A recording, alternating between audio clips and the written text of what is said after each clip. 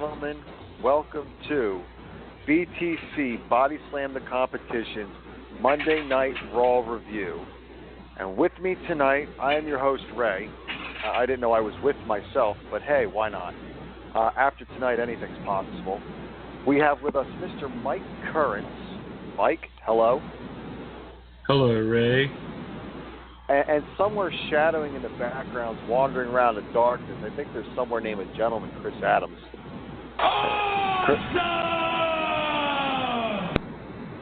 See, he's playing with the buttons again. Thank you. Thank you, one and all. So happy to be here. Glad to grace you with my presence, as always. Chris Adams on the microphone in the background. In the background, roaming around in the darkness. Oh, Jesus. So tonight was very, how shall I say, eventful, to say the least. What did you guys think about Raw tonight? Mr. Currents, it's all you. Oh, Mike. He said you guys, and I thought that Chris would speak. But oh no, not Chris. He puts it up to me. Lurking. Quit lurking, you. If y'all ever want to know who's leaving footprints out by your bathroom window, it's Chris Adams. Yeah. Oh, Jesus. Tonight's Monday Night Raw was absolutely very good. Really? You would have considered it very good? I thought it was very good. It wasn't great. It wasn't last week, but it was very good. You know, I sat and I thought about it, and once again, it is their go-home show, you know, leading into Payback. And once again, we still have no fucking idea what a House of Horrors match is. Thank you very much, Kevin Dunn. Thank you very much, Vince McMahon. Okay? It's a surprise. The most that I can tell you right now is that it starts in a House of Horrors somewhere and supposed to end in the ring. So I thought it was a House of Horrors match. No, I thought there was going to be like chlamydia and herpes and some HIV and some warts. I mean, I thought they were just going to go to the local, senior center and start there. Well, because you know, right? Why do you automatically assume? You know that the leading population of STD growth in the country is that of senior citizens. And you know this from experience? Well, I know this because my profession is actually in medicine, so it's my job to know, but it's very true. I mean, you have all these people that were, free love spirits back in the 60s.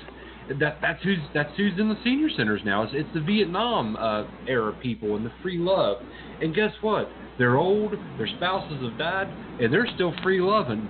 The problem is now they're passing the clap around, and Dorothy's got it, Dottie's got it, and old Hugo, man, he is just spreading it to all the ladies. And that's what I thought. I thought we were going to start at the nursing home with Bray Wyatt, Randy Orton. There'd be walkers. There'd be pain pills. There'd be applesauce. Matlocks on the TV. It would be a horrible, horrible, just frightful thing. Listen, I don't think you sticking fingers in people's butts and grabbing guys' balls and telling them to cough has any relevance to this conversation. That's what I just do with. That's only what I do with you on Thursdays. I mean, you're supposed to not tell people that. You said you liked it, and the last time I got clear up to my wrist, and you were like, "Give me more." Not only is it Mike's profession, it's also a pastime and hobby. Now let's get that out of the way here and move on to other things. I have a question for you guys. I have a question.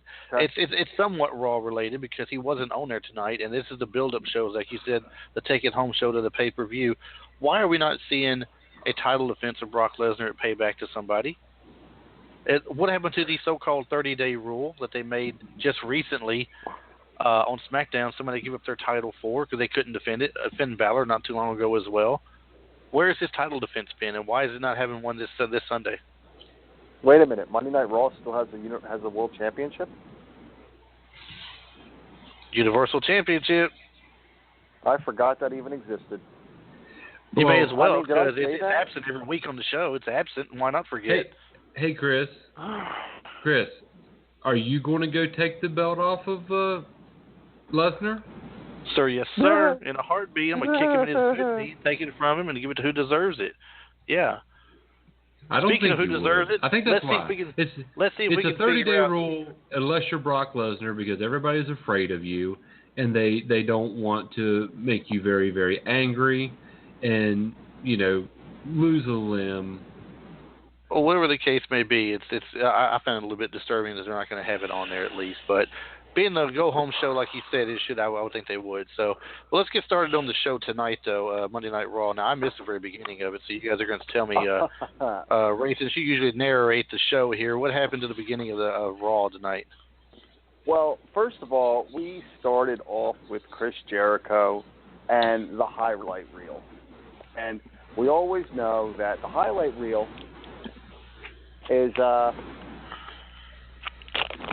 always fun to watch. But tonight, Chris Jericho stated that his guest was Chris Jericho. Well, in the midst of all of that, you have The Miz coming out and saying that basically the highlight reel is done and over with. It doesn't need to be done anymore because Jericho is more or less irrelevant. He said that the Raw is about the it couple. And Jericho said that, they're the it couple. Basically running with that again. And, Miz and Jericho are going back and forth, and all of a sudden Dean Ambrose's music hits.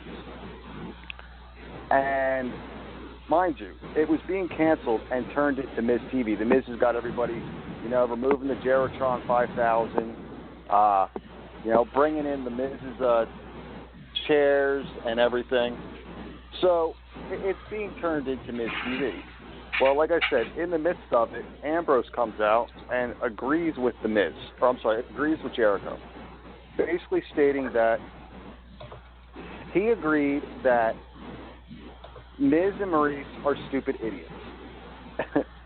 And Miz pretty much said that he didn't say that, and Jericho said, well, I was thinking it.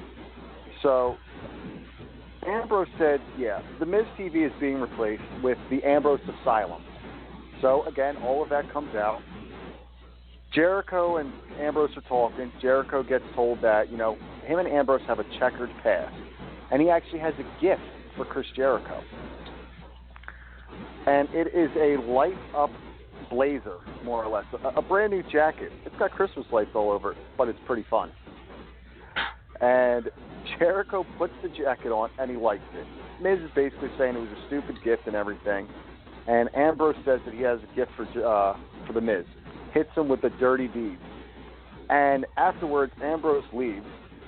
And the greatest moment of the highlight reel, Chris Jericho puts Maurice on the list for being married to a stupid idiot. That was the opening segment. Yeah, I definitely missed that. A little flip-flop of TV shows, I guess. Now that, I'll be honest with you, I'm not upset that I missed it in any way. I guess it might have been a humor aspect to it, but I don't think I got hurt missing out on that point at all. Well, Chris, it also set up the main event for later in the evening, which was the tag match with Jericho, Ambrose versus Miz, and whoever the hell he can find to help him, because he's the Miz, and let's face it, he is more unliked than stand in your butt crack. Apparently, he wasn't unlike too much, but we'll touch on that later, though. I've experienced sand in places they shouldn't be, and it's not fun. I do live by the beach. It's not fun. So, same here. Same here. I just don't roll around in the sand. What are y'all doing? Ray wakes up in the morning and is like, "There's sand in my urethra. Jesus help me." And that's why I call you Mike. And that's what Thursdays are for. Once again, we're full circle here. I'll be right there with the lube and the Foley calf. I digress. So we start off with our first match tonight, and it's Matt Hardy versus Sheamus. Now, the match was promoted as a must-win for Sheamus due to the fact that Cesaro lost last week to Jeff Hardy. And the match was definitely, a match that was back and forth. It was hard-hitting. But what bothers me is, Matt Hardy's been teasing the Broken Hardy character with the delete gesture. And throughout the match, Matt Hardy finally hits a twist of fate on Sheamus, but Sheamus counters with a knee. Matt falls out of the ring. Jeff has a confrontation with Sheamus up on the ring apron. Cesaro pulls him down. The distraction allows Matt to hit the twist of fate for the win. But afterwards, now you see Cesaro getting in the ring and basically getting in Matt and Jeff's face. Matt didn't come out with his froey hair. He came out with a kind of slicked back, with the water in his hair or whatever. But this time it was Sheamus that backed Cesaro off and extended his hand to shake their hands. And in the end, they both raised the Hardy Boys' hands. Now, I don't know what's going to happen with that, in my opinion. I feel like it's going to be some kind of heel turn again for Cesaro and Sheamus. They were one heel, one face. Then they're branched into a face. Now I feel like it's eventually going to turn into a heel. But what bothered me is Matt Hardy came out. He threw the version 1.0 sign up in the air. He didn't swing his arms out like he does with the broken gimmick. And he even threw the 1V up in the sky again while in the match. For me, the match was pretty good. It was fitting at where it started off at in the event or in the night. What do you guys think, Mike? It was a good match. I was kind of surprised to see the Hardys not in a tag situation this week since they were in the single situation last week. So, right, but it was only one half of the tag team last week competing, so it's kind of fitting that the other half competes this week.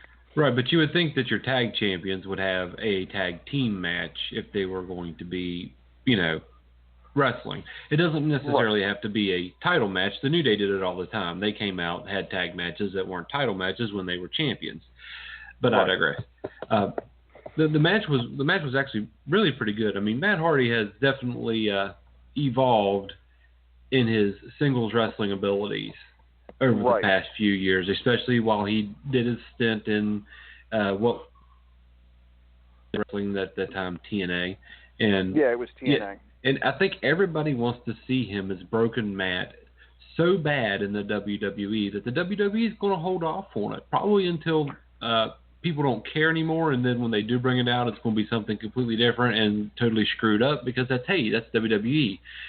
So, but as far as the match went, good match. I'm a little confused on the ending as well. Not sure where they're heading with that. If they're even going to keep Sheamus and Cesaro together at this point, I just don't see the benefit of it. But who knows? Chrome Dome, Do you have anything to add? That I do, and that's Destro to you, sir, not Chrome Dome. I would like to say, I do get what you're saying. I do get what you're saying about you would think the tag team would be out doing a tag team match, regardless whether it's a title match or not. But at the same time, being that we saw last week in the situation that came out of it last week with that individual match, I think the only good thing you could have done this week was just the opposite of a singles match between what they did. In other words, Sheamus versus Matt Hardy. What I'm upset about is that I didn't get to see what I wanted to see, and I guess they're saving it for the pay-per-view, which is fine. And they may not even do it then. But like Ray mentioned, the heel turn, I thought that maybe when Jeff Hardy got up on the ring and distracted, when Cesaro pulled him down, that was going to be it, and they were going to get up in the ring, and it was going to be on. And when Sheamus had kind of backed him off, I thought Sheamus was going to turn around and brogue kick somebody. That's what I was waiting for, and that never happened. So I don't know if they're just waiting to show out at the pay-per-view and possibly take those belts from them with a heel turn and come out strong with those belts, or what they're going to do. But it was a good match, like you said, overall. Overall, it was a great match. I didn't pay much attention to the things that Ray pointed out as far as the hand gestures and the appearance of Matt Hardy. I'm not really a huge Hardy's fan anymore. Back in the day when they were a tag team doing those triple threat tag matches or TLCs and stuff, I was into them then. but they just don't do that for me these days. So I didn't pay a lot of attention to it, but overall it was pretty good. And ladies and gentlemen, the only reason I've been paying attention to what has been going on with the Hardys is because when they showed up at Mania, he didn't throw the sign up in the air. He just walked out with his arms out like the Broken character. His hair kind of froey and everything like that. When he came out tonight now, he throws up the version 1.0 symbol. His hair's kind of slicked back a little bit more. He came out in more of the Hardy Boys pants than compared to the Broken pants. And I've been paying attention because at first, Vince was not big on the Broken gimmick. He wanted nothing to do with it. And I don't know if you caught any of the show last night, Mike, but we discussed this to an extent. They're talking about wanting to push Jeff Hardy in a singles capacity in a main event run. And they want to eventually bring in the Broken Matt gimmick, eventually feuding him with, Bray Wyatt. But now, and that's because of the fact that Vince didn't realize how big it was. Because anytime the Hardys come out, they're chanting, delete, delete, delete, delete. But there's times that, on his Twitter, he says things in the Broken language. He'll say some things in, like, the version 1.0, like Matitude Facts or whatever it is. And even tonight, he turned around and told Sheamus that if he does anything when he tries to shake his hands, he's going to delete him. So it's something that I'm trying to watch closely to see how they're going to transition this. Because now, you see, I don't buy that Vince McMahon didn't know, because it's been well documented in the past that Triple H wanted Broken Matt. He didn't care if he got Jeff Hardy. He didn't care if he got the little toddler or Rebby Sky. He didn't care. He wanted Broken Matt. So you cannot tell me that his father-in-law had no idea when when the son-in-law knew.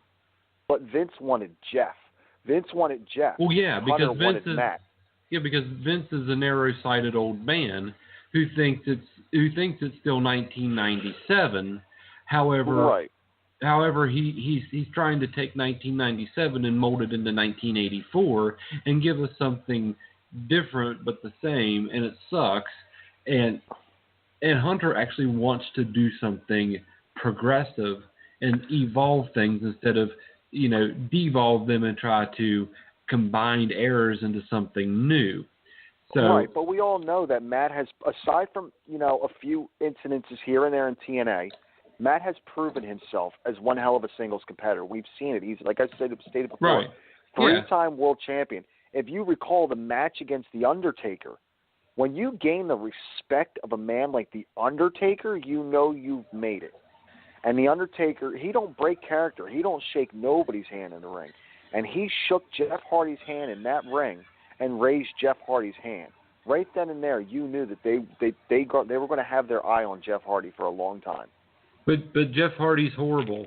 He's a proven drug addict. He's unreliable, and he's a spot monkey. He doesn't wrestle. He climbs up and he falls down. Matt wrestles. Matt is a better in-ring tactician. Matt is a better entertainer than Jeff Hardy. Yeah, Jeff dances and because you have a spot monkey in Jeff Hardy, a guy who likes to climb up to high places and fall down, and then you have the actual wrestler.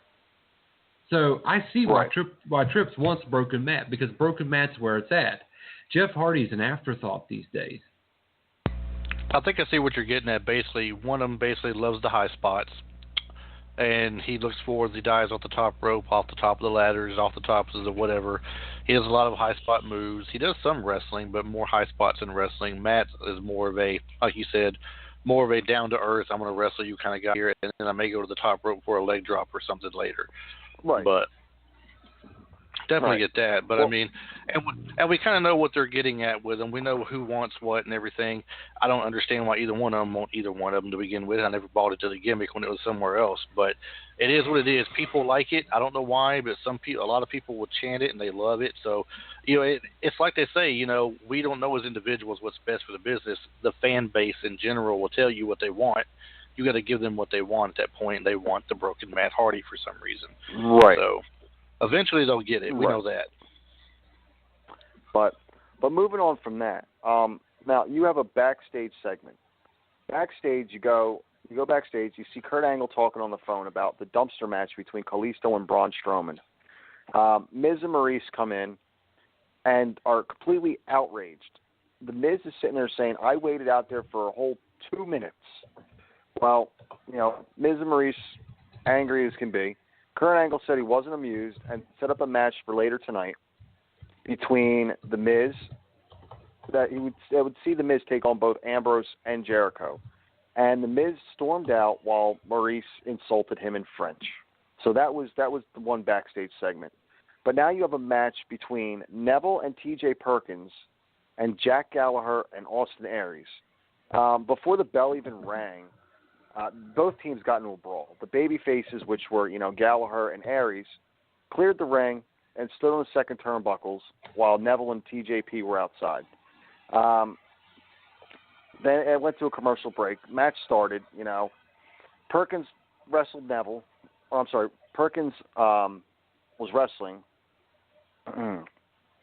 After sending I don't even know what's going on in my brain tonight.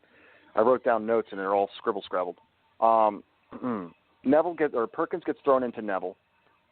Gallagher tags in Austin Aries, and Austin Aries, clears the ring again, nearly submitting T.J. Perkins with his submission hold, the last chancery, which is that backwards kind of hook thing. Yeah. That where he kind of flips forward and grabs him under the chin and pulls her head back.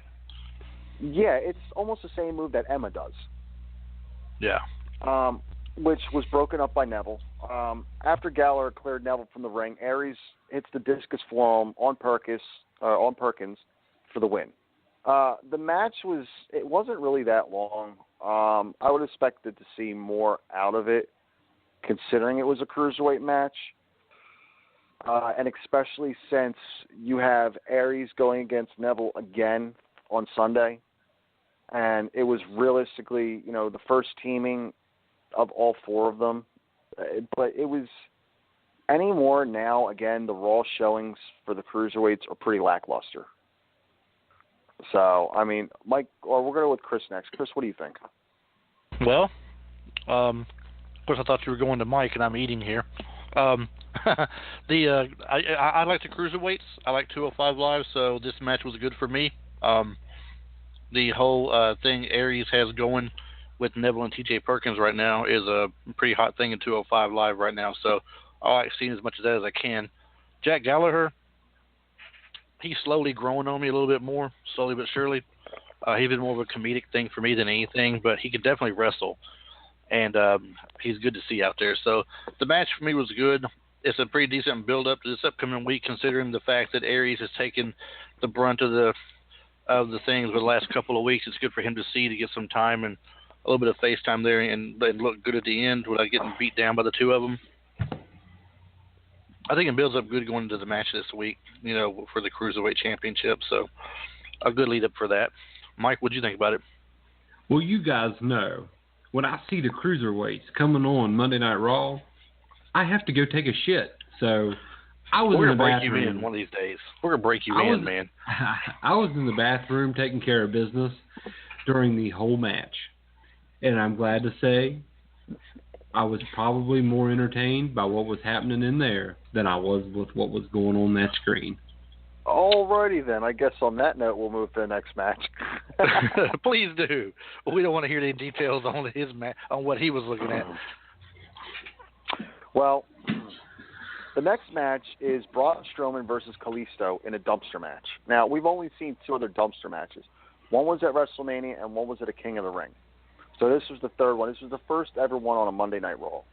Before the match, Braun Strowman cut a promo on the crowd, calling the crowd garbage, and warned Roman Reigns. Backstage, Kurt Angle is trying to make sure Kalisto wants to go through with this match, and Kalisto said that he's not trash and he's fighting for his pride. Now, I don't know if any of you guys caught the look of Kalisto, but a new mask, it's almost like it's all leather. It's really cool looking. And Kalisto came out with more of a metal-sounding lucha, which was really cool.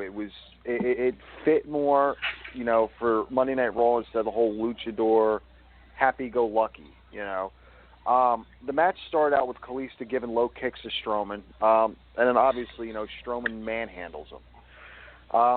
Kalisto continues, his high-octane offense on Strowman, but eventually he gets caught and flung to the ground. The match seems to be coming to an end. Somehow Kalisto manages to counter and gets very close to getting Strowman into the dumpster. Strowman, overpowers Kalisto again and again and again, starts pounding his chest. Kalisto's about ready to lose, but once again manages to escape and drops kicks Strowman into the dumpster. Strowman's outside the ring on the apron, and Kalisto just hits him with a low drop kick to the legs. So Braun Strowman, the monster among men, loses a dumpster match to little old 5'5" Kalisto. I mean, I've been saying it from day one. Kalisto is the new giant killer, and it's shown.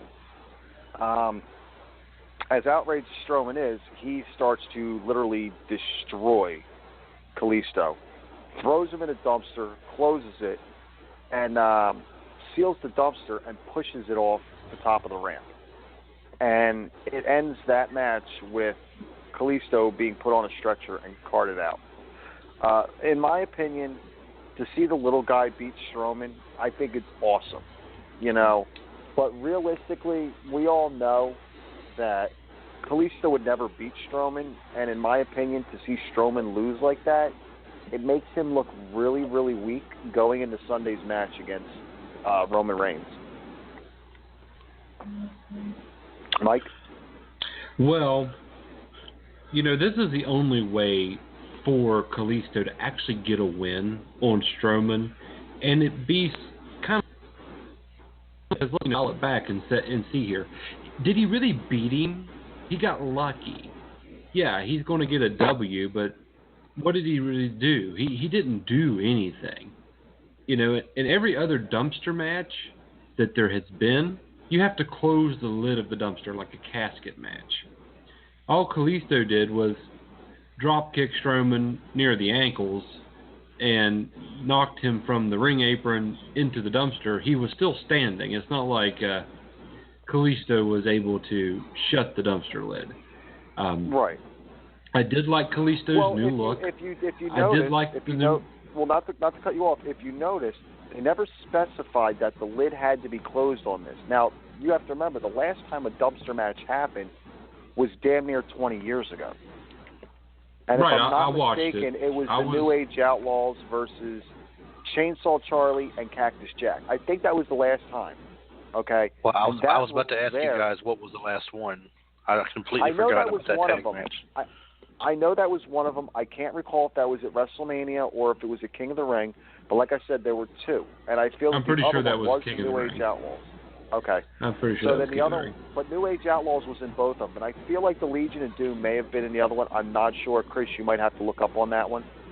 But it never specified that the lid had to be closed. All it said is, in order to win, you have to put your opponent in the dumpster. And technically, Strowman went into the dumpster. Whether he landed on 2 feet or whether that lid was closed, he landed in that dumpster.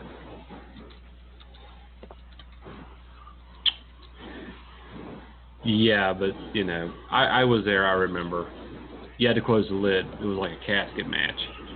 Right. So, I did like Kalisto's new look and new attitude. The match ended the only way it could have after the whole incident where Kalisto, quote-unquote, won, because then he really got his prize at the end, Strowman beat the ever-loving tar out of him, stuck him in the dumpster, flung him off the stage, and, that was business. But the best part, the absolute best part of this match was the crowd reaction about halfway through the beatdown after the match was over. The crowd was chanting, "We love Strowman, Roman sucks." And it was very audible, it was very loud, and it was a good portion of the crowd that was joining in on this chant, which of course, brought happiness and sunshine, unicorns, and all that good shit to my heart, because you all know how I feel. Hey, unicorns can't be brought to your heart. It's not SmackDown. The New Day aren't there yet. Well, the New Day haven't officially left Raw, so There's unicorns if I want there to be damn unicorns, you urethra sand hog over there. All right. Chris, your opinion on this match? I have to disagree with you on one thing as far as making him look weak before the pay-per-view gets here, because he looked like anything less than weak. It was just like Mike said, a lucky shot. He got a shot at the legs and knocked him off in there, and that was it. He got out and beat the ever-living crap out of him in front of God and everybody, and treated him like he was garbage at that point at the end of it by locking him up in there and pushing him around and dumping him off the end. He looked very strong. Of course, he should look very strong against someone the size of Kalisto. It's nice to see Kalisto get a victory over him, no matter how he got it. I mean, that was nice. I thought maybe we might see something happen where Strowman charged him and went flying over the ropes because he pulled the rope down. That's what I thought was going to happen. But either way it goes, he got him in the dumpster. And like Mike said, even though they didn't announce it tonight what the rules were by it, I'm reading something here as y'all were talking. I was reading where it talks about that the rules of a dumpster match is to close the lid, and neither one of them. Well, Kalisto didn't actually close the lid like he did on top of him. So realistically, if you're going by the rules, Strowman actually won the match, but they gave the match win to Kalisto at that point. And as far as the crowd, the ever-loving, unpopular douchebag crowd who still can't let somebody have a moment's peace during the week when his brother has passed away, I still have nothing fond to say about them, and I won't go any further than that. I'll just leave it alone at that. But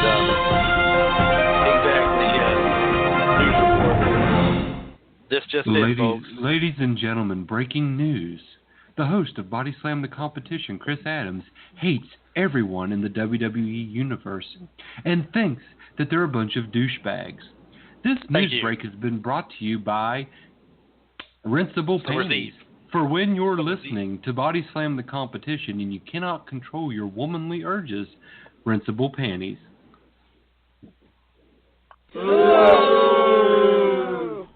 And I still hate the crowd. That being said, let's go to the next match. I thought when Kalisto was trying to pull Strowman over the top rope, I almost felt that you were going to see an appearance from Roman Reigns where Roman was going to help tip Strowman over the top rope.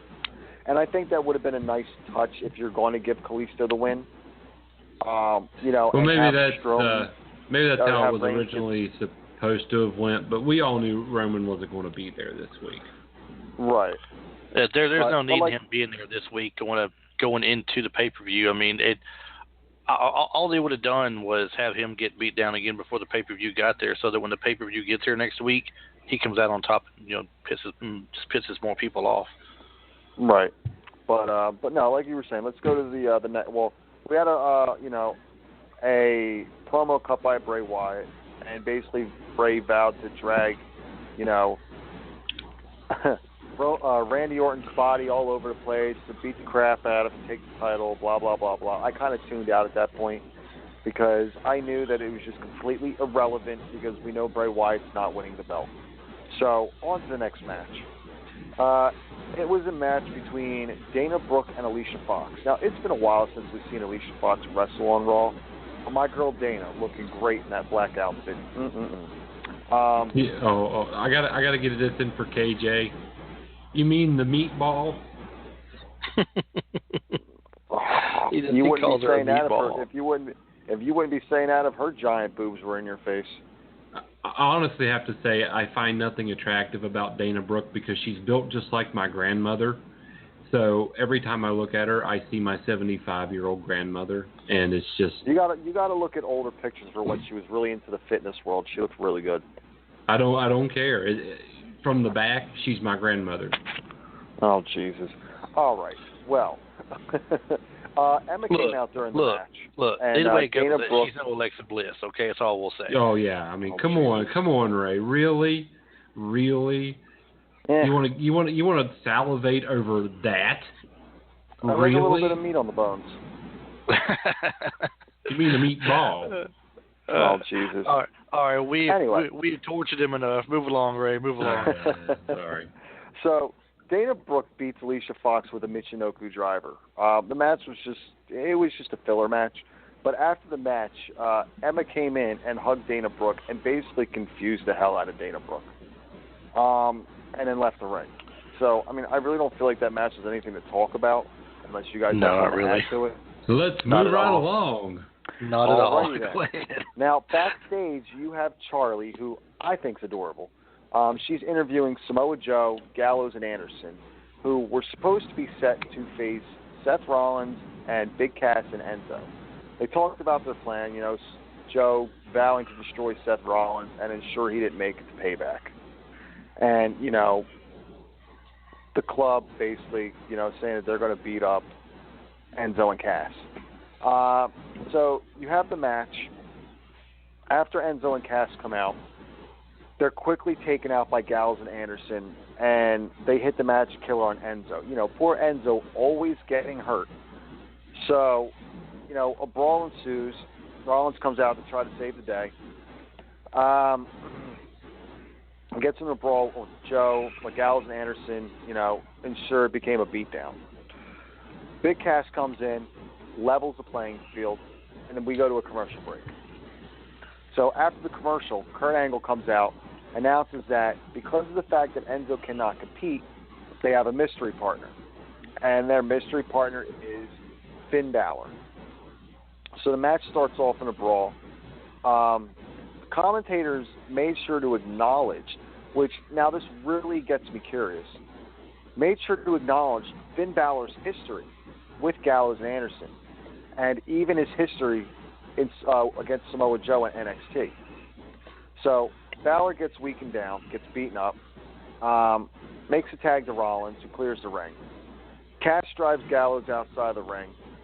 Balor drop kicks Joe into outside of the ring, and Seth Rollins goes to finish Carl Anderson with the pedigree and chooses not to.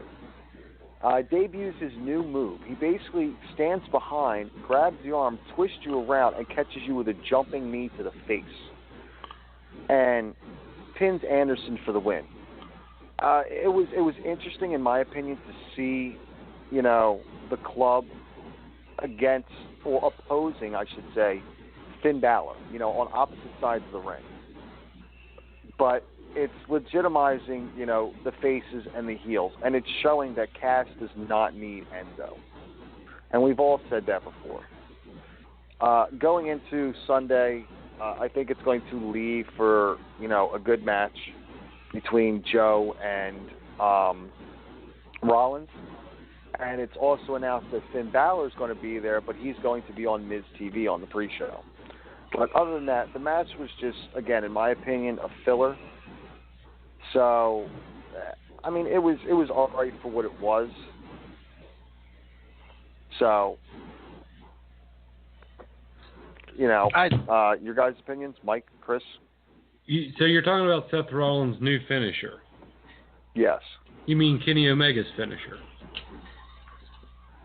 Well, yeah.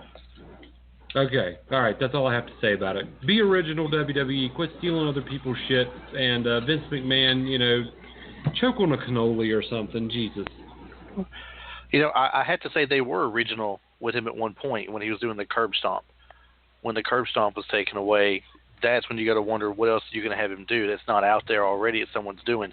Look around at the WWE right now. Taken away. Realistically, it wasn't taken away. Well, he wasn't taken away. He gave it up on his own personally. I mean, he wouldn't talk to him about it and think it was right or whatever. I get that. But, I mean, since that was changed out and put into the pedigree, now he's using Triple H's move. He gets rid of the pedigree and goes to this. Now it's Kenny Omega's move. But if we look at it like this realistically, how many people in the WWE right now are using I'd say two people use it for a finisher, and maybe one other person has done it in the past as well. Of course, that was CM Punk's. I don't know who used it for CM Punk. When he did the Nighty Night thing, he came up with the knee, I believe. You got TJ Perkins and Hideo Itami. Is that his name, Hideo Itami? Hideo Itami uses the GTS. TJ Perkins doesn't use the GTS. He does a kick to the head as opposed to a knee. But it looks similar. It's a different variation called the detonator. Right, but it's practically the same thing. So, I mean, if we're going to base things off of that, how many different people use the crossface? How many people use some form of an ankle lock or a shin move? TJ Perkins does like a shin move of some sort, and AJ Styles does as well. No, AJ Styles does the calf crusher. and T.J. Perkins does an actual knee bar. They both look the same to me when they do them. No, I don't know. Watch each. Google each one. You'll see the difference. I'll have to. But of course, Chris, you've got to realize you're not talking about a generic move that many people have used in the past. You're talking, two mainstream guys, because I consider Kenny Omega a mainstream talent. Oh, yeah. Where he's at is one of the biggest places in the world for professional wrestling, and they're using pretty much the exact same move. Let me ask you this: how many people were in an uproar and making a major deal out of it when Sting did the Scorpion Deathlock? And realistically, we all know that was what Bret Hart was doing as a sharpshooter. Well, I was upset about it, but that was me. There were people, but there weren't people. Right. So, to me, it's not a big deal about the finisher. But, the match itself wasn't exactly a bad match. I don't know if I'd call it a filler either, but it wasn't a bad match. I would have had that as the main event before I would have had the main event they had tonight. But I understand why they did it, and we'll get to that in a minute. Right. But it was not a bad match at all. Anytime you got Finn Balor and Seth Rollins in the same ring together, whether it's a tag team or they're facing each other, there's going to be something good come out of it. And they did really well. I was a little bit surprised, well, not really surprised, but curious to see as to how much in-ring time they'd have against each other with Finn Balor against Anderson and Gallows, because I still can't help but believe that they're not going to put those three guys together at some point in the future. I think they're going to do it. It's just a matter of when. Right. But you're waiting for all the turns to happen, whether it's Balor goes heel or the club goes face. Right. So, no. and I wouldn't doubt it if it was Balor going heel. Look at the look on his face when he comes to the ring, when he's in the ring. After they win a match, he just got this stare on his face. It's not like he's celebrating or he's happy they won. It's just this stare, like he's just a cold stare like he had when he was with the Bullet Club to begin with. So I can't help but think he's going to be a heel turn. It's not going to be a face turn by the others. Right, and you throw that beard on him again, and it's perfect for a heel turn. Exactly.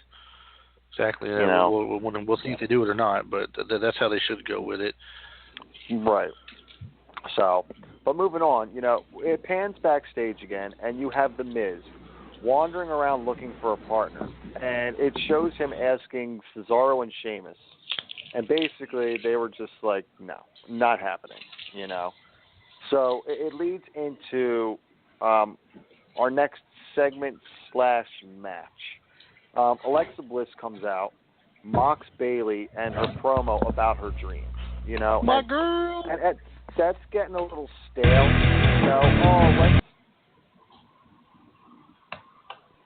Okay then. It's getting a little stale. Let's everybody make fun of Bayley because she dreamed of being this. Charlotte already did it. She's a heel. They're already taking another heel, and they're doing the same. They're recycling it. So Bayley didn't take long to come out, cut her usual promo about working hard to achieve her dream. Alexa realized that Payback is in her hometown and continues to mock her. Alexis vows to take the women's championship from her. Sasha Banks comes out. Before she says anything, Alexa starts taking jabs at them both. Sasha Banks trashes Alexa and backs Bayley to win at Payback, and she vows to shut Alexa up. As Alexa's storming away from the ring, Sasha Banks catches her and hits her. Match is announced between the two is next.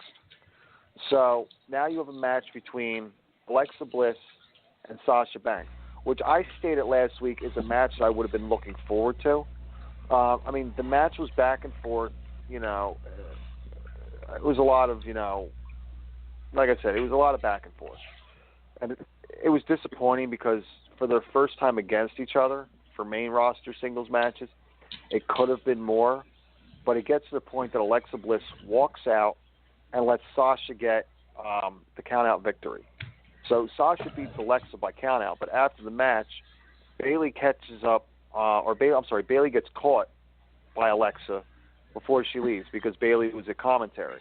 Alexa runs away, attacks Sasha from behind, Bayley from behind, and Sasha comes to save Bayley once again, and Alexa runs away again. So it's your typical heel move from Alexa, and it's the weak move by Bayley, so to speak. And in my opinion, Alexa's going to come out on top against Bayley.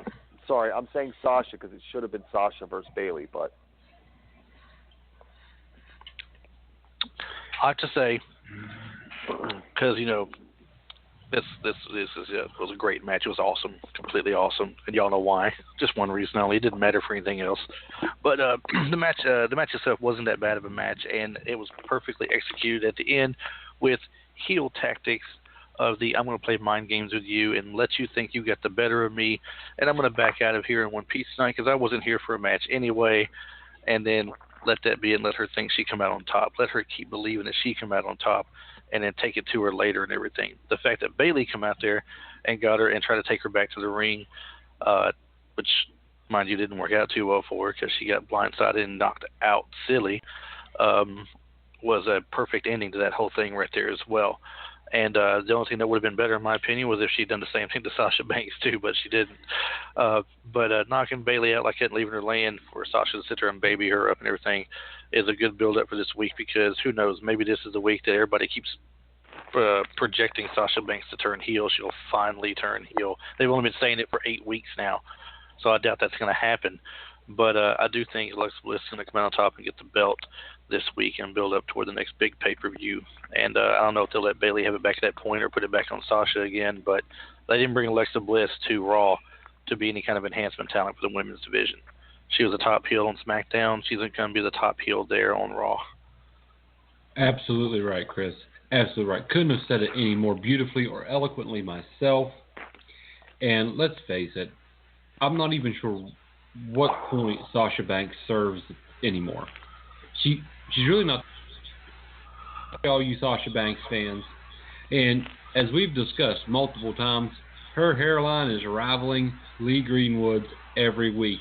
It's getting closer and closer to God Bless the USA. Well, now, she is Bayley, proud to be an American. Yeah. I'm telling you what. And now we're going to talk about Bayley for a minute, or as I like to call her, the she-mach, because all she is just a macho man fangirl who has made it to the WWE and pretty much just tried to become the young female version of Mach. Bayley, you're horrible.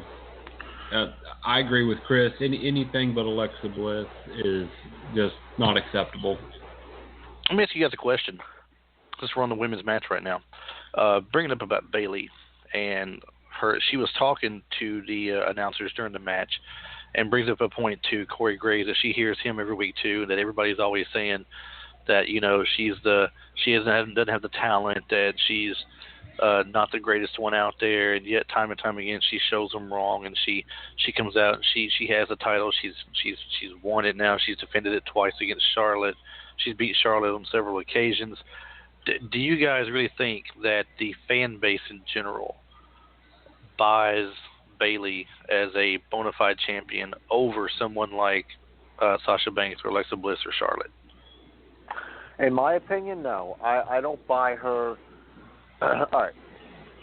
Bayley, you look at Charlotte when Charlotte first started, okay? And everybody's like, this girl is not good in the ring, okay?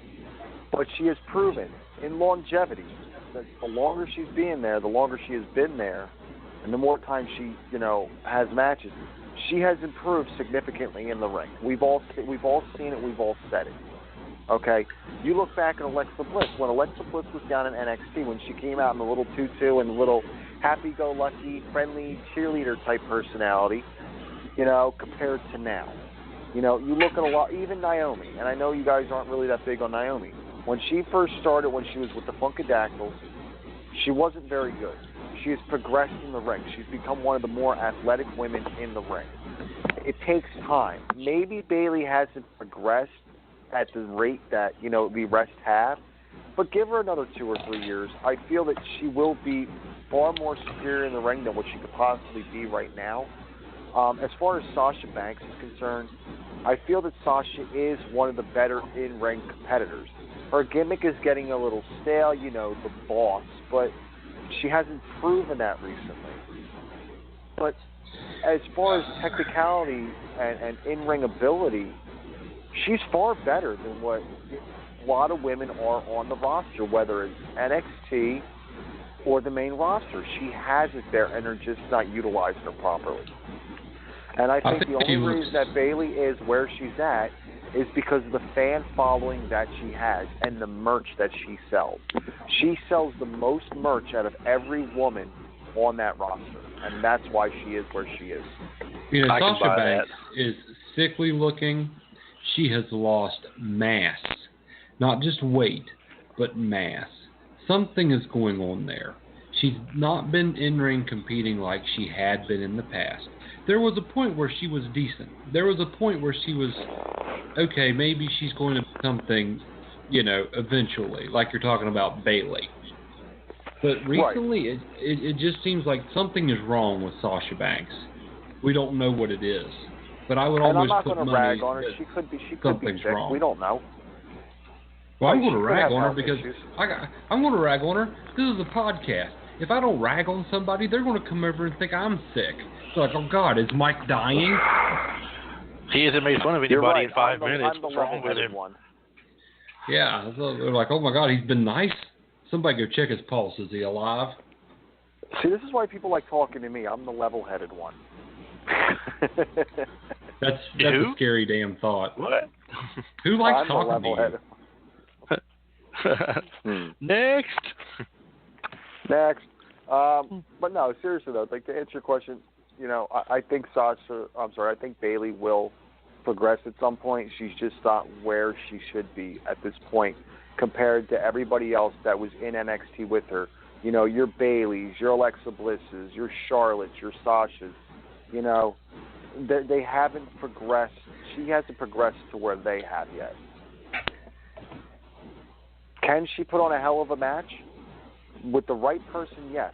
Look back at NXT. Look at her matches. Look at that match at NXT Brooklyn 2 years ago between her and Sasha. Look at the Women's Iron Man match between her and Sasha. But she has the capability to do it. When she gets to the point where she can have a good match with anybody, that's when you know you've made it. When you're AJ Styles and you can have a good match with James Ellsworth, hell, AJ Styles could wrestle a damn potato, and it would be a good match. Right. But we both get what we're saying here. We both get the generalization that Bayley has the ability to do it. She just needs time. Time will tell. So exactly. What was after the women's match?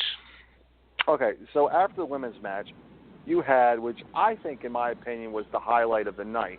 Okay, but we're going to get to that. After our recap, we'll do the best moments of the night. You had a backstage segment in the locker room between Jericho and Ambrose, and it was pretty back and forth, and he's like, Chris, I got you this jacket. I was wondering if you could do me a favor and take me off the list. And Jericho's like, nobody comes off the list. Nobody. He's like, but, you owe me $15,000. He's like, but I got you this jacket. He's like, it really is a unique, nice jacket. And in the end, he's like, you know what? Okay. All right. You extended a hand of friendship. You bought, you got Chris Jericho a gift. I'm going to take you off the list. So Ambrose got excited. It was kind of like patting him on the back real hard, saying what they're going to do tonight. Ambrose leaves, and Chris Jericho puts Dean Ambrose back on the list. And I felt that was hilarious. And then it panned to another backstage segment. Charlie is interviewing Heath Slater and Curtis Axel, because they're to promote the Marine 5. So the Miz and Maurice comes in. They're trying to recruit a tag team partner. And Heath Slater's like, I already have a tag team partner. And out comes Rhino, offering cheese and crackers, to the point that he offered Maurice, and Maurice just slapped him out of his hand. Curtis Axel said, I don't need you. And the Miz basically said, you'll never work in Hollywood again. And somebody shows up to give the Miz a letter. And it states that he's finally got a good tag team partner. and they leave, you know. So the next match is Curt Hawkins and Apollo Crews. Another filler match, you know. It was back and forth for a little bit. It was a longer match that, you know, Curt Hawkins had. But in the end, Apollo Crews hit him with that spin-out, sit-down powerbomb and got the win. And afterwards, Titus O'Neil comes to the ring and basically, you know, takes a picture with him, tries to recruit, you know, Apollo Crews to the Titus brand like usual. So those were pretty. I mean, do you guys have any opinions on that match at all? Have I missed something, guys, in the past few weeks? What's this Titus brand stuff about? Why is he out there trying to be like he's the next Paul Heyman all of a sudden instead of wrestling? He's been doing it for quite some time. Wow, I just have not paid any attention to him, I guess. He's been really irrelevant since they had that small push with him a long time back with Rusev. Since that small push with him, he's been just irrelevant to me into the shows. I mean, he's not even hardly showing up. He's doing a lot of stuff behind the scenes. I know that's not on television with like different foundations and stuff like that, maybe the Make-A-Wish Foundation, other different things, charity things that they have going on.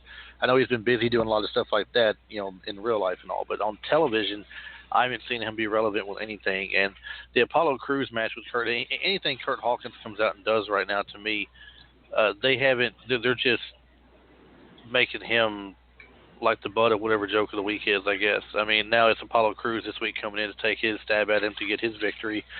And I like Apollo Crews. He's athletic. I like his in-ring ability, but like you guys have said before, he's too smiley.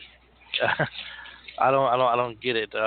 I do like his abilities, though, and I think he can definitely be something. I think he's one of those people, like you mentioned about Bailey a while ago. I think he needs a little more seasoning to him. He needs a little more time in the ring, some experience with some feuds with some people.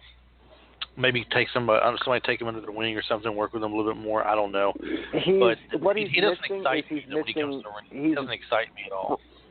Right, but what I feel he's missing is he's missing attitude.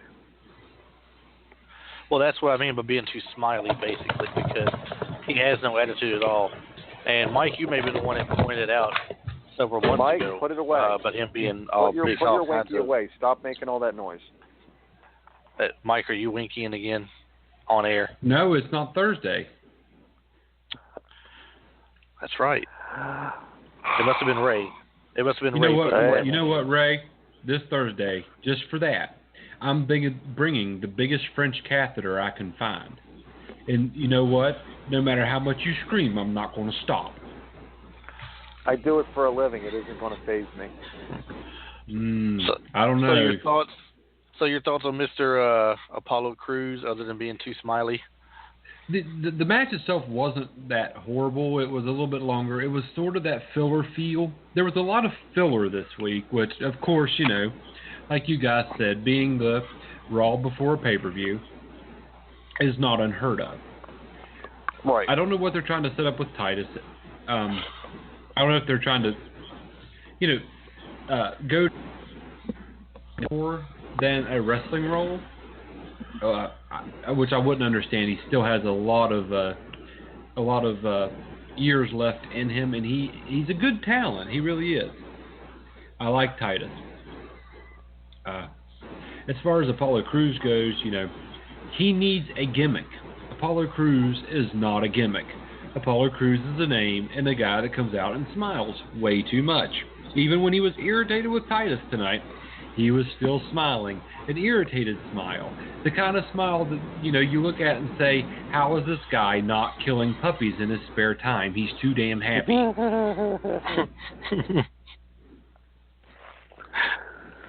I agree. And the sad part about Curt Hawkins is this.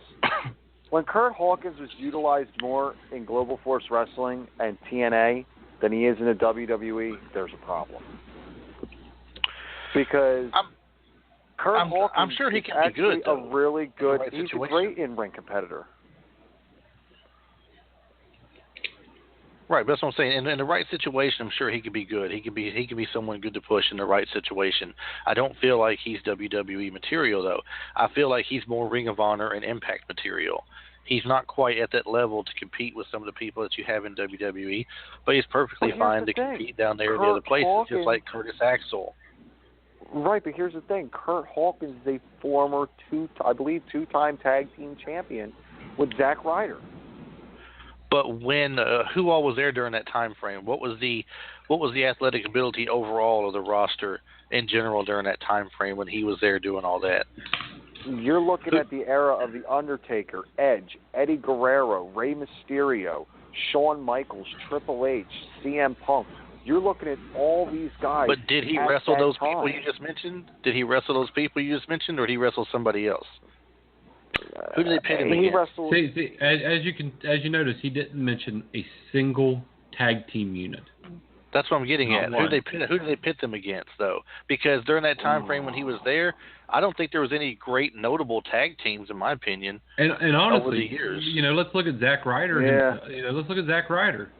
What the hell has he done? He was Intercontinental Champion. He was Intercontinental Champion for 16 hours. Whoop-de-frickin' do. Who cares? It should have been longer than that too. He was also United States champion for about 6 months. He's had some gold, and I'm not taking anything away from Zack Ryder. I like Zack Ryder. He's definitely at a level that he can participate. Right, Zack Ryder has held everything there except for the world title. Yeah, I just don't think Curtis Hawkins is in a position in that company that he can do well. No matter, I just don't think he can be. I don't think that Curtis Hawkins. Did I say Curtis Hawkins? I did, didn't I? Yeah, you said Curtis. I was thinking Curtis Axel. They might as well just Curtis Axel. That's what they ought to do. They ought to put Kurt Hawkins and Curtis Axel into a tag team and call them the Kurts that nobody cares about. The Curtises. The Kurt who? Kurt who's? Kurt who? The curtain call.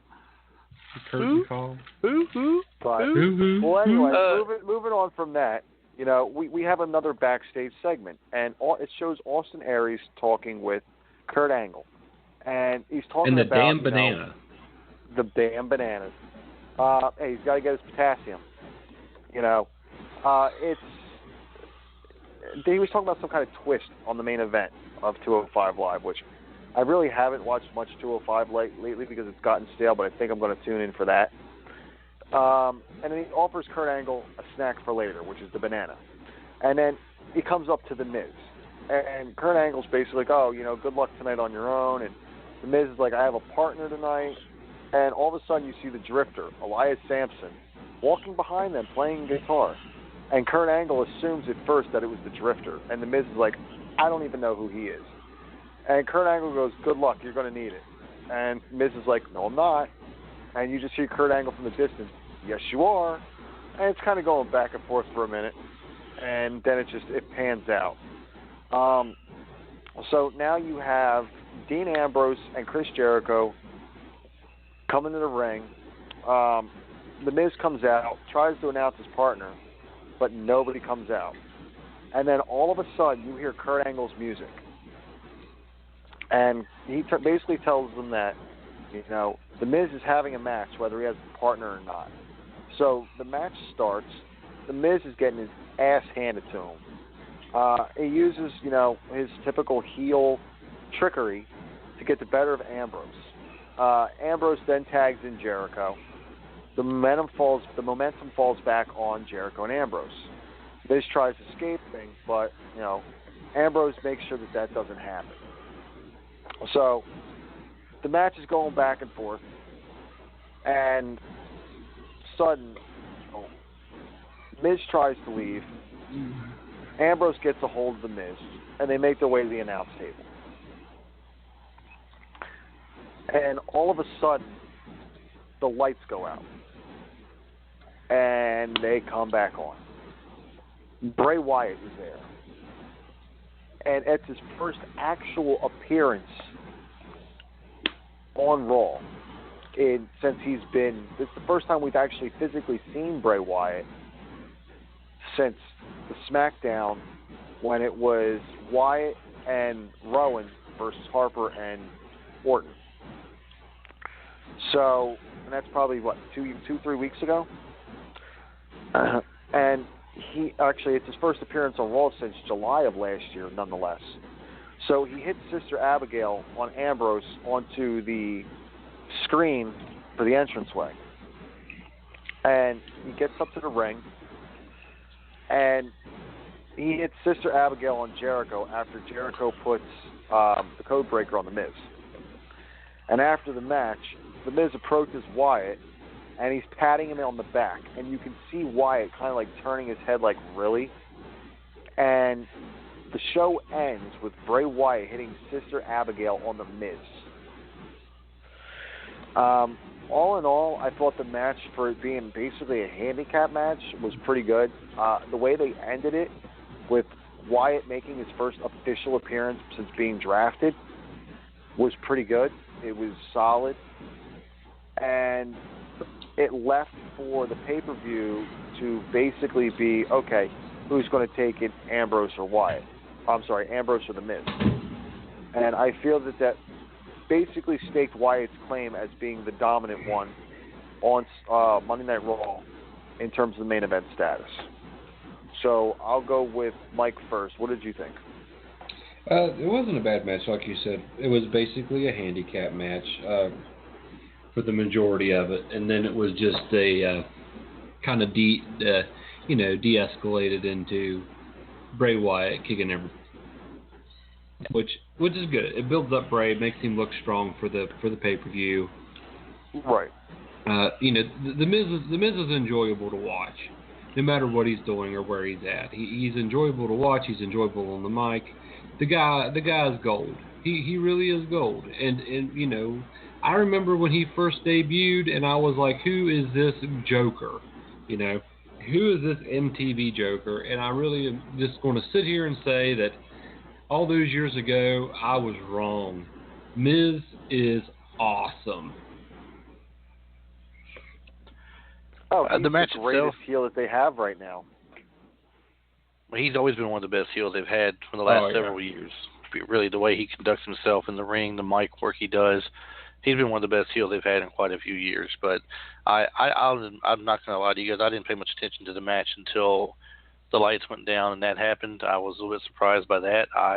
I thought what happened was, because I was also working during that time too, don't forget, because I had the volume down. I thought what happened was Kurt Angle tricked The Miz, and he was the one that sent the note to him, and he didn't really have a partner. He was going to be in a handicap match now. That's what I thought it was. And so just kind of glancing over and watching it here and there while it was on, it is what it was. It was a handicap match, and I didn't get much into it. I like I said, I would have preferred the other match been the main event to me that we talked earlier with the six-man tag match. But since they did go ahead and work this in when they brought Bray Wyatt in, I get it. I get why they did it. And it does help make him look strong. He took out 3 top guys by himself, basically. But I don't understand what the purpose of him was, other than to make him look maybe crazy and strong at that point, because he come out and just put his finishing move on the 2 guys in the ring and then turned on his supposed partner, if that really was his partner, if it was meant to be his partner, I don't know for sure, and turned on him and Sister Abigail him as well. To me, it served no real purpose other than to say, hey, I'm Bray Wyatt, I'm big, I'm bad, I'm coming to the pay-per-view this week. That's all I got from it. I'm not talking down on what they did and how they did it, but, I mean, it just didn't draw my interest any. I didn't pay that much attention to it. So I just wasn't into it. I think it served as the vessel for saying, I am Bray Wyatt, and I am officially on Monday Night Raw. Because he hadn't made his official Monday Night Raw debut until tonight. And that is exactly what this accomplished, was reinforcing the fact that Bray Wyatt is on Monday Night Raw, and like Ray said, we speculate very strongly that he will be losing the match against Orton and not going back to SmackDown. And this is yet another clue that reinforces that. Ray? I agree. Like I said before, it's going to show that he is 100% there to make his name in the main event picture for Monday Night Raw. And this is why I feel that there is going to be a build-up, like I stated before, between him and Brock Lesnar. And I feel it's going to happen at SummerSlam, but only time will tell. And it's something that's going to have to closely be watched because of the fact that they do want to put a belt on Bray Wyatt again, but it's just a matter of when. Not a matter of if, a matter of when. And do they do something along the lines of putting it on Bray Wyatt at, let's say SummerSlam, and then Brock Lesnar taking it back off of him, say, I don't know, Night of Champions or even the Royal Rumble, you know, and then setting up where they're already talking Roman Reigns versus Brock Lesnar at WrestleMania next year, which I'll probably be in bed at that point because I could give a flying fuck about that match. But what about Finn? What about Finn? He's due a rematch for a belt he never lost. Right, and he'll probably be in that mix somewhere along the lines, but they're not utilizing him properly. And they're just using him as fillers and, you know, mystery partners and well, he just slow did rolls. come back. Right. So, I mean, it's tough to see where they're going to go with this. It really is. Now, my question is, what would you guys say is the highlight of tonight?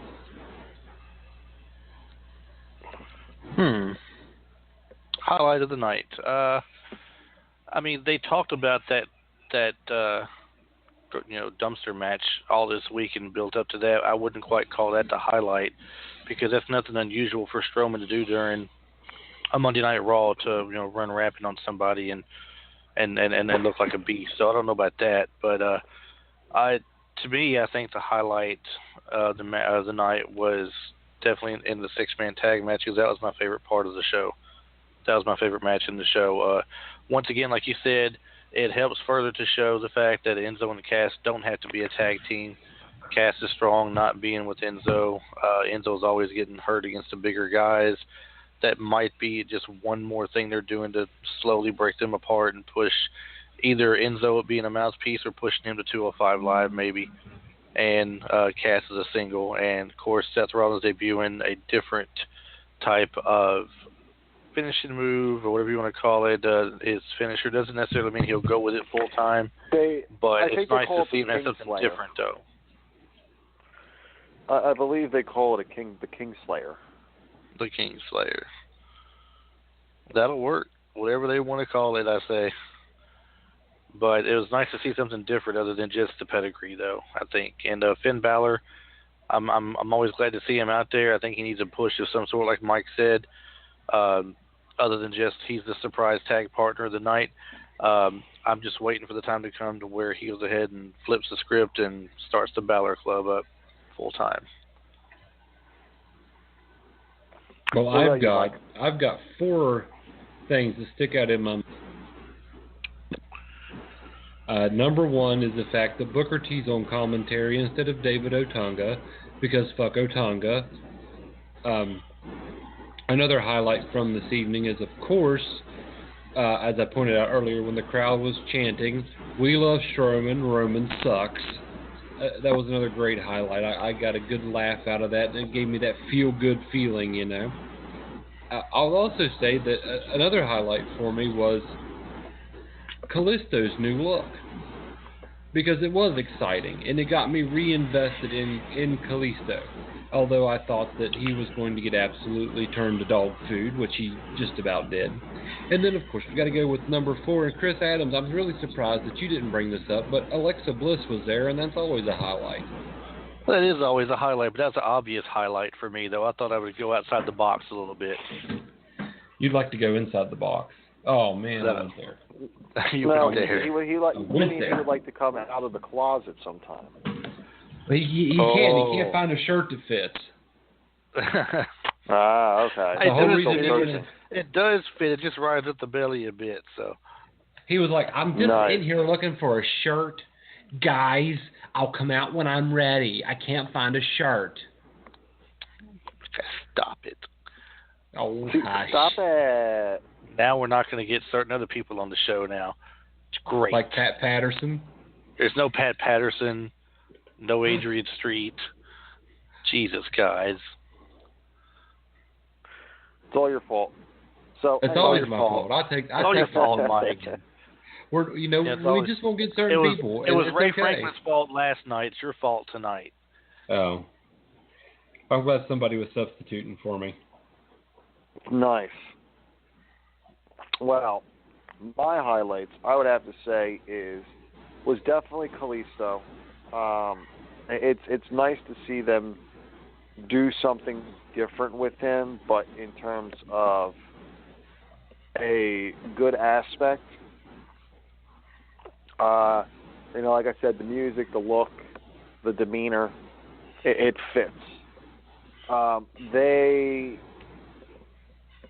next one would have to be probably just in general the segments between Ambrose and Jericho, because it was comical to see all that go down. The other one was to finally see Bray Wyatt.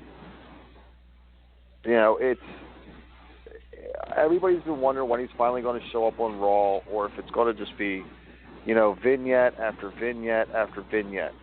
And it was kind of getting boring just seeing that, because I'm big on Bray Wyatt. I feel he's got a lot of potential.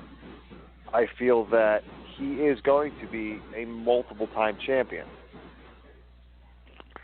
But again, it's of when and how, and not a matter of if. Like I said, just when and how.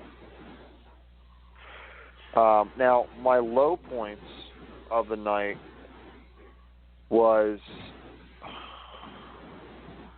realistically, I really don't feel that there were that many low points. It was probably the Cruiserweight match.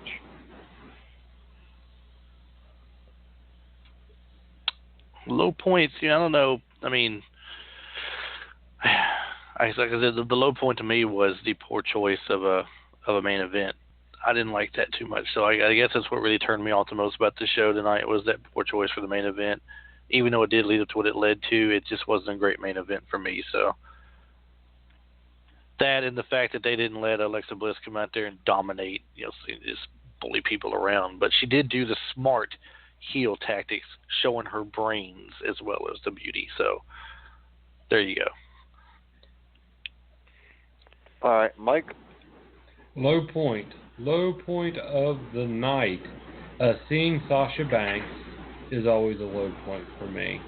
I agree the Cruiserweight match was a low point. Other than that, those were the only two things I really have to complain a lot about. I could complain about everything, but, nobody cares. Since you stopped doing your Monday night rants, people are not really, they got nothing to dig into anymore, Yeah. Well, I'll give them a little bone. I'll give them a little I'm sure there was here. There was that small crowd out there that did like the rants, all three of them. I'm sure they're wondering where you are these days. Saying, where's Mike's rants? They're like, where's that handsome Mike Kearns at? Oh, I love to watch his rant videos on the Monday Night Raws. And I have another question for you guys to get Mike. I'm sorry, you were talking, Mike? I was busy watching Glitter Boobs. We had to get Mike off his high horse here. I want to ask you guys a question here. We got the pay-per-view coming up this week, of course. I'd like to go down the card real quick and just get your thoughts on the winner. Not a explanation of why, but just your thoughts on who the winner is going to be per match here. I actually contemplate wanting to do a prediction show on Friday night of this. I don't know if I'll be able to. I don't know. I'd have to wait and see how it goes. I'm not sure yet. Well, but that's why I want to toss it out here, at least for this one bit. And if anything, we could always talk about it later in the week and discuss it more. I might be able to do something on Friday evening. It would have to be late. It would have to be late, but it is a possibility. But I like Chris's idea. We can just go down. We can expand on it Friday, Ray, and go into details of what we think and why. But exactly. Chris, if you would start, just read each match maybe, and then I'll say who I think's going to win, then Ray can say who he thinks going to win, then you can say, and then we'll knock it out in this 9 minutes and 17 seconds that we got left. So we got the first match here on the list I'm coming down by is Neville versus Austin Aries for the Cruiserweight Championship. Aries. Yeah, I'm thinking it's Aries' time right now. It's time for him to go ahead and get it and make Neville kind of chase him for a bit. Next match in the last here, Hardy Boys versus Cesaro and Sheamus for the Raw Tag Team Championship. Hardys. I'm going Cesaro Sheamus, I believe. Oh, you would be Carl's Jr. I'm going to because I don't like the Hardys right now. And plus, I think it's just... Hey, no explanation. That's Friday, no though. That's Friday. Bayley versus Alexa Bliss. Alexa. Oh, Alexa. I'm going Alexa Bliss as well. Kevin Owens versus Chris Jericho, United States Championship. Owens. Jericho. I'm going Owens as well because I'm going to leave it at that. I'm going Owens. And that's the last match I see listed on there. Wasn't there more coming up to just that? I believe Ambrose is facing The Miz. Okay, so let's say if we have Ambrose versus The Miz. Ambrose. I'm going to go Miz. I want to go Miz. And there's also Bray Wyatt versus Randy Orton. Orton. Yeah, Orton. Out of nowhere. Orton. Right. Yeah. Now, I would like to mention this week coming up, aside from tomorrow night, our SmackDown recap, which I'm not sure one of these two bumbling morons will be joining me. One of us. One of them. If you're lucky, both of us. Oh, maybe if I'm lucky, I'll get Tim Iverson instead. Oh, wow. Hey, did you remember to get your Valtrex prescription refilled, Ray? Because you know, the other guys call you Mr. Blister, right? Let me rephrase that. Let me get Chuck instead. Oh, God. Mike, will you be able to join us tomorrow, actually? I probably will not be available tomorrow night, but that it is what it is. Right. Well, also, don't forget, ladies and gentlemen, Wednesday I have my sit-down interview, so to speak, with Jimmy Corderas, former referee of the WWE. We're going to talk about his book, Life and Times. I believe it's called The Life and Times in Stripes as a WWE official. We're going to talk about that. What was that, Chris? I was just going to say I am kind of looking forward to that because we've never had anybody as far as a referee's position, and especially somebody of a Jimmy Corderas who's been around for a while. And I do look forward to listening to that. He's got to have a lot of good stories, I'm sure, and that book he's got is going to be very interesting as well. So for anybody who's interested in how it works, that's going to be a great one. Right, and he also does stuff. He does a show that's usually on before or after SmackDown. I can't recall. I've caught it online, but not when it has aired. And it's a show it's on, like I said, it's on Sportsnet, and it has Santino Marello on it. He's one of the hosts, and two other hosts as well. And it shows his Jimmy Corderas' funny side as well, because they do a lot of comical stuff on there. And possibly this week, I'm not sure, but we might have former ring announcer for WCW and current Impact announcer Dave Penzer, as well as possibly, not sure if it's going to be next week or the following week, but I might have one of them 2 weeks, Rob Killjoy of the Ugly Ducklings. Which is that'll be a fun show at least because they are very fun guys. if anything. I mean, I know they're pretty big on the independent circuit right now. They're building a huge following online, selling a lot of merchandise. They are very fun guys to be around. Tony Norman, which Mike's very familiar with, a buddy of ours, first turned me on to them. He has met them and been in many of their shows and actually hung out with them, I think, before as well. He said they're really great guys, so that should be fun to listen to. Indeed. Dude, we have a lot of things coming up, like I've mentioned before. I'd like to mention one of the things as well. We got 4 minutes left to go, so we got a little bit of time to discuss this as well. Some people are for this, some people are not. I just want it to be understood that I'm putting it out there as an option for us. It's not a requirement in any way, but we do have a Patreon account that we're building up, and we'll be advertising soon. For those who aren't familiar with Patreon, it's a way you can help support any creators that you like, whether they be YouTube channels where they put on YouTube video shows, bloggers, podcasters, whatever the case may be, artists, music artists. You can help support their venture and everything and help keep them going and all. What we're trying to do is, since we're young, we're small, we can't get a buildup of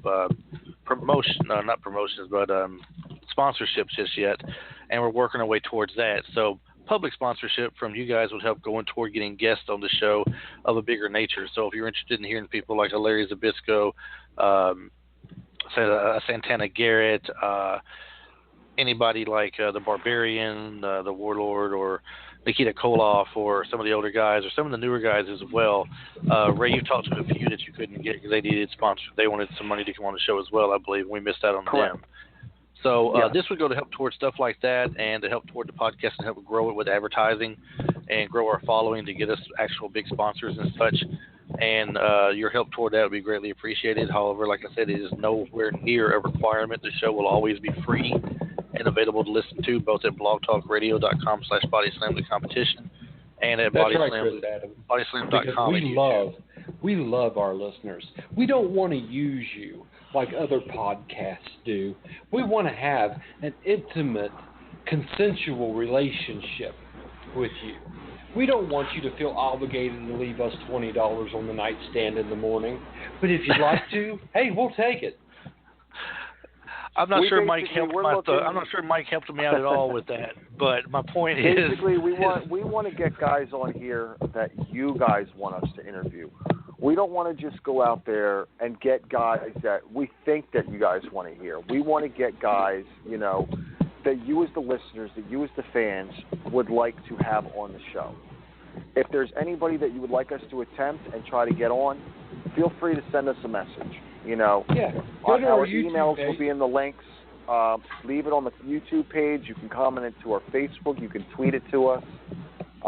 You can either tweet it to @BodySlam the comp, or you can tweet it to @JetsMan84, which is my personal Twitter. Seeing as I'm the one that usually does the interviews, we're looking out for you guys. So this is why this is set up. And at $50, your name gets thrown in a drawing to sit in with an interview with me, and you could ask, our guest questions. At $25, your name gets thrown in a raffle to sit in with us on a Raw or SmackDown recap. And there's other benefits as well when it comes to $1, $2, $5, $10. It's here to benefit you guys. And don't forget, if you hit the follow button on Blog Talks Radio on our page, that'll give you access to the email that will allow you guys to know when we're going live. Absolutely, which is a very important thing as well. When we're going to be on and what show the show's about and everything else. It's from the description we put in there. But it's time to wrap the show up, guys. We're at the end of the show here. Well, wait a minute. Before you mention that, I just came across a tweet from our guest this week, Jimmy Corderas. Somebody said that he's pretty sure they heard crickets when Apollo Crews came out. And Jimmy Corderas stated, even the crickets were quiet. Wow. That just kind of sums up what we said earlier then, in a nutshell. Yes, sir. Matter of fact, you might bring that up to him. I think I will. But on that note, be sure to follow us at Blog Talk Radio /BodySlam the Competition, at BodySlam the Comp on Twitter, or at JetsMan84 on Twitter. Body Slam the Competition on Facebook and bodyslam.com. Bodyslamthecompetition.com. Yes, I'm sorry, bodyslamthecompetition.com on YouTube. All right, till tomorrow night, guys. Y'all have a great night, and we'll talk to everybody tomorrow. See you tomorrow, boys, girls.